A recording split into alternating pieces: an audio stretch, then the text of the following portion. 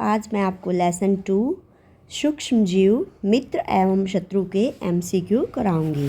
अब ये सूक्ष्म जीव क्या होते हैं बेटा?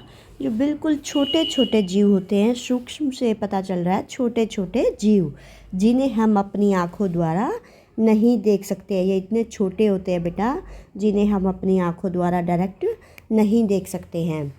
तो ये क्या होते हैं, इनमें से कुछ हमारे लिए लाभदायक होते हैं बेटा और कुछ हानिकारक होते हैं। तो उसी के बारे में ये क्वेश्चन आंसर है आज आपके। फर्स्ट क्वेश्चन है आपका, मनुष्य में जीवाणु द्वारा होने वाला एक रोग सामान्य रोग है। जीवाणु द्वारा कौन सा रोग होता है बेटा? जीवाणु को हम बैक्टीरिया भी कहते हैं। आपको पता है हमारे को रोग किस किस के द्वारा होते हैं बेटा? जीवाणु के द्वारा, विषाणु के द्वारा, कवक के द्वारा और प्रोटोजोआ के द्वारा। अब जीवाणु को बैक्टीरिया कहते हैं तो विषाणु को क्या कहते हैं बेटा? वायरस। सुना होगा ना, वायरस से रोग होता है हमें। और कवक से होता है, कवक को हम कहते हैं बेटा फंगस, फफूंदी भी कहते हैं इसको, जो ब्रेड पे लग जाती है ना। और क्या होता है बेटा? प्रोटोजोआ। अब प्रोटोजोआ के द्वारा भी रोग होता है, जैसे मलेरिया होता है। विषाणु के द्वारा हमें कौन कौन से रोग होते हैं बेटा? जैसे पोलियो होता है, चेचक होता है, एड्स होता है ना।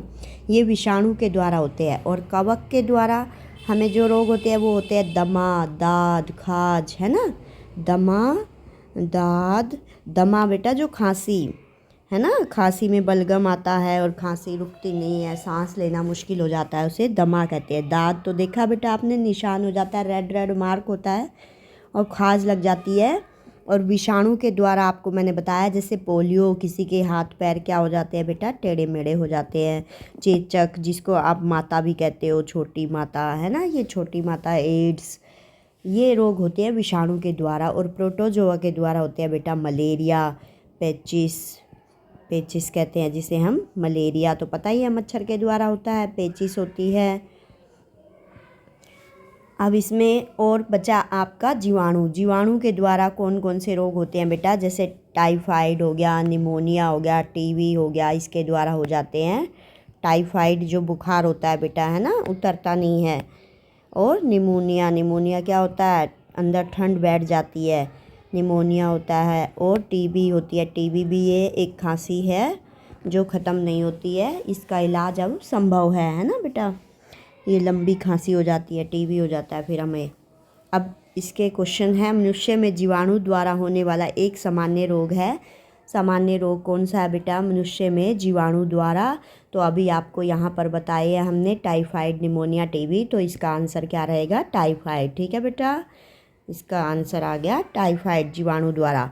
दूध को दही में परिवर्तित करने वाला, मतलब चेंज करने वाला, बदलने वाला सूक्ष्म जीव कौन सा है बेटा? उसको हम कहते हैं लैक्टोबैसिलस, या द्वार। ठीक है, लैक्टोबैसिलस नामक एक जीवाणु होता है जो दूध को दही में बदल देता है।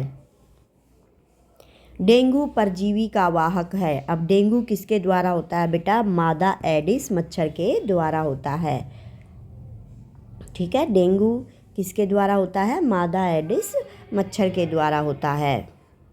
मनुष्य में वायरस द्वारा होने वाला एक रोग, अभी आपको ऊपर बताए थे मैंने बेटा, वायरस द्वारा। वायरस किसको कहते हैं? विषाणु।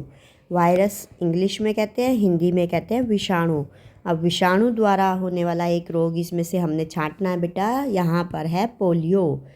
आपको ऊपर नाम लिखवाए थे मैंने फर्स्ट क्वेश्चन में, देखो यहाँ पर विषाणु द्वारा पोलियो, चेचक लिखवाया था ना बेटा।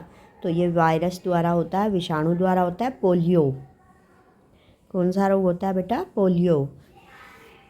और ऊपर जीवाणु से देखा था आपने टाइफाइड। अब मलेरिया रोग किस जीव के काटने से होता है? ये तो आपको पता ही होगा बेटा, मलेरिया रोग किसके जीव के काटने से होता है? मच्छर के काटने से होता है। किसके काटने से होता है मलेरिया रोग? मच्छर के काटने से। पेनिसिलिन प्रतिजैविक की खोज किसने की थी? प्रतिजैविक होता है बेटा एंटीबायोटिक, जो हम लेते हैं ताकि हमारी किससे रक्षा हो सके बेटा? विषाणु जीवाणुओं से रक्षा हो सके, इसके लिए हम एंटीबायोटिक लेते हैं। तो उसको हम हिंदी में प्रतिजैविक कहते हैं। अब पेनिसिलिन प्रतिजैविक की खोज किसने की थी बेटा? अलेक्जेंडर फ्लेमिंग ने की थी। किसने की थी? अलेक्जेंडर फ्लेमिंग ने। किस पौधे के पत्तों के रस का उपयोग मलेरिया और डेंगू के उपचार में किया जाता है? किस पौधे के पत्तों के रस का उपयोग? आपने देखा होगा बेटा, बार बार किसका कहते हैं? गिलोय का। गिलोय देखा आपने?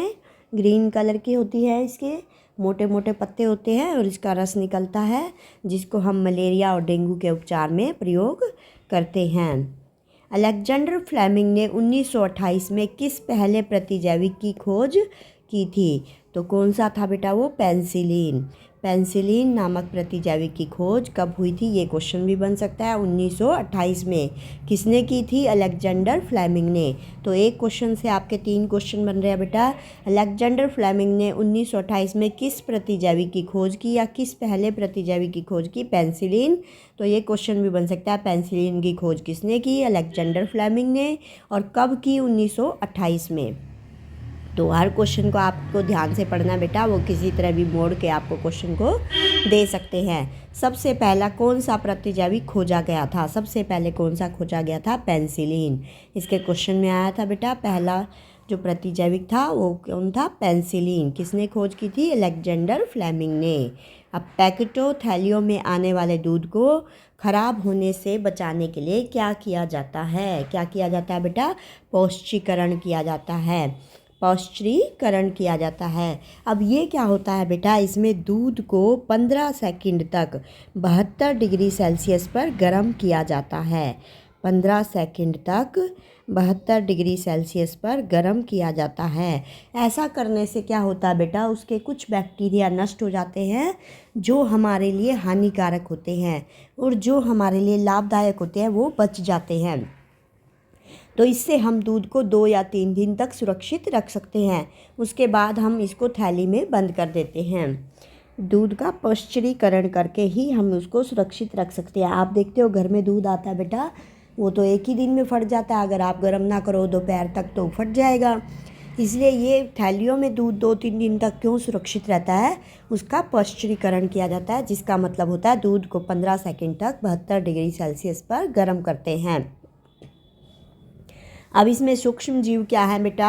ये सभी है सूक्ष्म जीव, विषाणु, कवक, जीवाणु।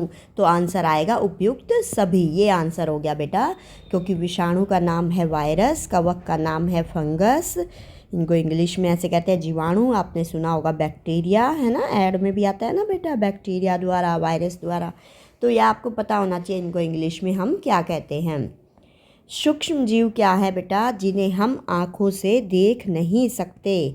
ये आंसर आएगा आपका, जिन्हें हम आँखों से नहीं देख सकते उन्हें कहते हैं सूक्ष्म जीव। यहाँ से आपकी डेफिनेशन भी बन गई बेटा। सूक्ष्म जीव क्या है? जिन्हें हम आँखों से देख नहीं सकते। किस सूक्ष्म जीव में सजीव व निर्जीव दोनों के गुण पाए जाते हैं? सूक्ष्म जीव में सजीव व निर्जीव दोनों के गुण पाए जाते हैं, उसे क्या कहते हैं बेटा? विषाणु। क्या कहते हैं? विषाणु। सूक्ष्म जीवों को कौन कौन से वर्ग में बांटा गया? आपको बार बार मैंने नाम बताए हैं बेटा। जीवाणु होता है, कवक होता है, प्रोटोजोआ होता है, शैवाल होता है। तो क्या आंसर आएगा? उपरोक्त सभी आंसर आएगा। सूक्ष्म जीवों को सभी वर्गों में बांटा गया है। अब प्रतिजैविक औषधि है, आपको ऊपर बताया था सबसे पहले प्रतिजैविक की खोज हुई थी, वो कौन सा था? पेंसिलिन। तो प्रतिजैविक औषधि है आपकी पेंसिलिन।